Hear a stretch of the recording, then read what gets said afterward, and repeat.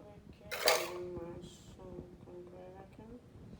আমি প্রতি অক্তে প্রতি অক্তে যে পিস মাছ লাগবে সেই অনুযায়ী আমি এইভাবে মাছ করে রেখে দিই।